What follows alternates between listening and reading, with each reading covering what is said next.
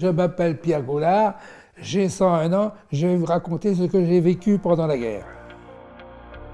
Vous regardez Histoire vraie, les notaires vous racontent, spécial 80e anniversaire du débarquement. Maître Pierre Gaulard, prise 1. Quel souvenir vous gardez de votre enfance? Avant la guerre, vous étiez saute-ruisseau.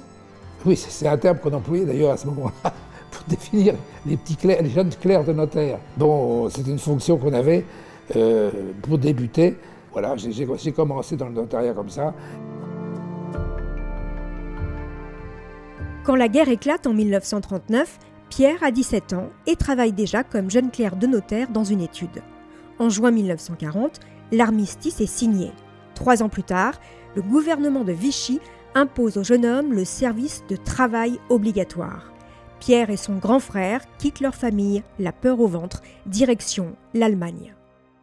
On a essayé de ne pas partir, puis finalement, mon père a dit, malgré tout, il serait peut-être plus prudent que tu partes tout de même, parce que je pourrais peut-être me cacher, mais ça, il y avait quand même des risques sérieux à l'époque. Donc je suis parti.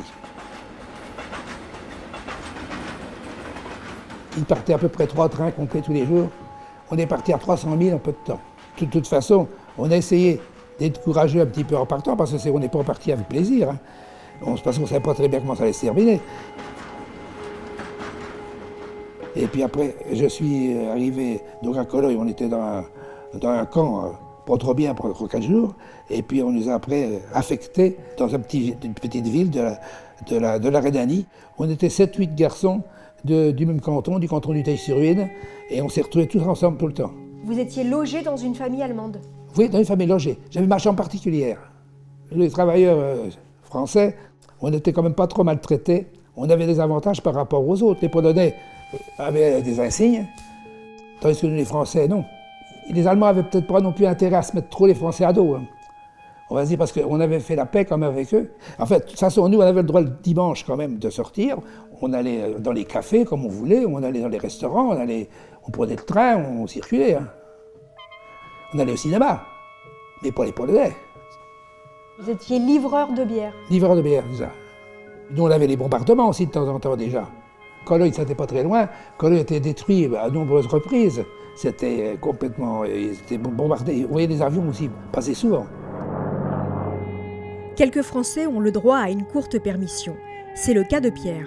Après 9 mois de service de travail obligatoire, il quitte l'Allemagne et ne revient jamais. Pierre doit alors se cacher.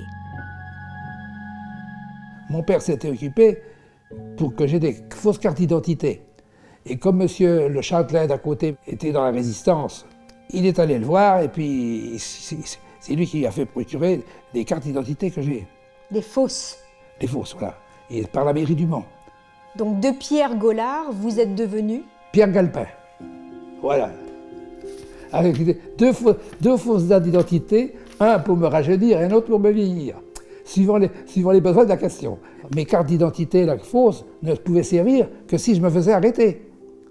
Mais ça ne servait pas pour avoir des cartes d'alimentation. Hein. C'était pas question. Donc on faisait partie on n'existait pas, quoi. Combien de temps vous restez caché dans les fermes? Jusqu'à la libération. J'étais dans la campagne ce jour-là.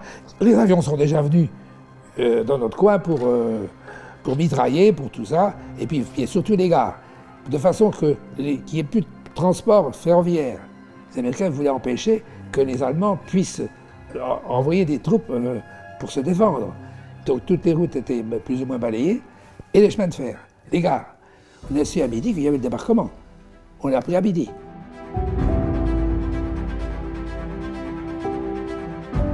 Cette nuit, à 2 heures, pas mal de bombardements déjà. Temps gris dans la matinée et quelques giboulées.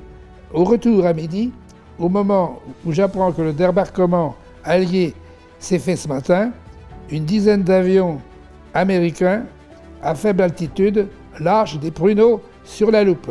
Une grosse fumée noire s'épaissit sur la gare de la Loupe. L'invasion nous cause une grande émotion. Les Alliés sont débarqués en grande quantité entre Le Havre et Caen. Des Alliés se battent dans les rues de Caen. Par suite du débarquement, un grand soulagement et l'espoir renaît. Voilà. Je ne reviens pas de pouvoir le lire 80 ans après. C'est surtout ça qui me surprend. Aussitôt, quand on a vu cette guerre se terminer, on a bien compris qu'il ne fallait pas recommencer. C'était tellement évident qu'on a dit, bon, il ne faut pas qu'on mette trop les Allemands, on a gagné, mais il ne faut pas qu'on les humilie trop. Donc, on a essayé on leur a tendu la main. Est-ce que vous aviez déjà raconté votre histoire? Non. C'est la première fois? Oui. C'est vous qui avez la primeur, tiens. Dans le prochain épisode, Maître Bruno Sainte-Beuve vous racontera l'histoire émouvante de sa grand-mère, résistante et déportée par les Allemands.